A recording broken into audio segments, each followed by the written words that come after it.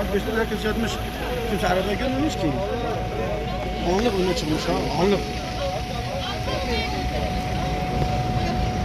Aha, bunu yüzünden yürüyorum ya.